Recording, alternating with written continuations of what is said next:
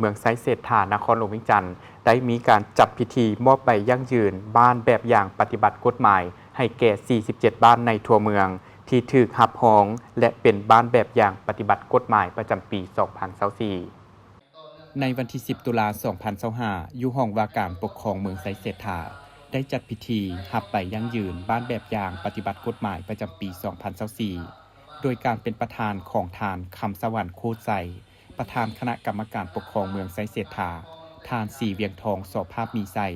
หัวหน้าแผนกยุติธรรมนครหลวงเวียงจันทน์มีบรรดาคณะการนำเมืองแผนกคณะกรรมการประเมินบ้านแบบอย่างปฏิบัติกฎหมายและอำนาจการปกครองท้องถิ่นทั่วเมืองเข้าร่วมในพิธีนายบ้านฮองแก่ได้ตั้งหน้าให้แก่อำนาจการปกครองบ้านทั่วเมืองขึ้นผ่านบทสรุปเวียกงานการสร้างครอบครัวและบ้านแบบอย่างปฏิบัติกฎหมายประจำปี 2024 ว่าเมืองไซเศรษฐาเป็นเมืองหนึ่งใน9ตัวเมืองของนครหลวงเวียงจันทน์มีเนื้อที่ทั้งหมด 14,503 กว่าตารางเมตรพลเมือง 126,188 คนหญิง 64,255 คนมี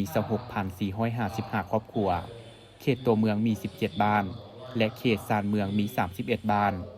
เป็นศูนย์กลางทางด้านการเมืองเศรษฐกิจสังคมการป้องกันศาสตร์ป้องกันความสงบและเป็นเมืองที่มีอารยธรรมเก่าแก่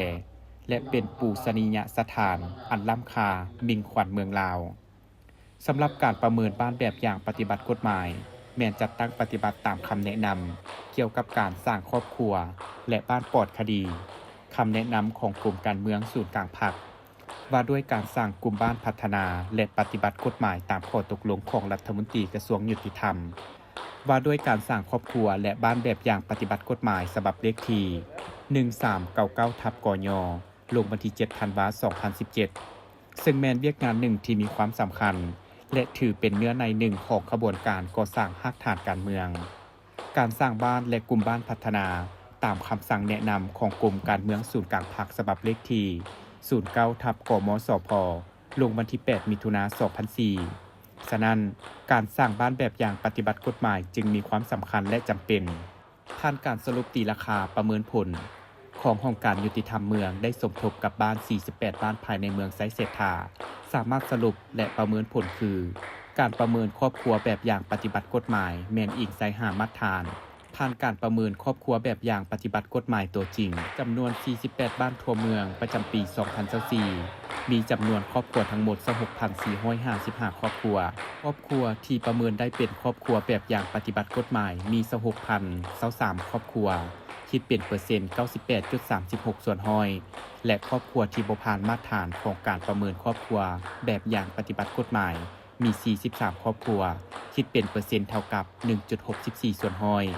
และการตีราคาประเมินบ้านแบบอย่างปฏิบัติกฎหมายแม่นอิงใส่6มาตรฐานผ่านการประเมินบ้านแบบอย่างปฏิบัติกฎหมายตัวจริงประจำปี 2024 ได้เป็นบ้านแบบอย่างทั้งหมดจำนวน 47 บ้านคิดเป็นเปอร์เซ็นต์ 97.91 ส่วนห้อยและบ้านที่บ่ได้เป็นบ้านแบบอย่าง1บ้านคือ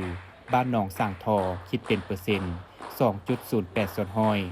จากนั้นคณะจัดตั้งพิธีก็ได้ผ่านข้อตกลงรับรองเอาบ้านแบบอย่างปฏิบัติกฎหมายประจำปี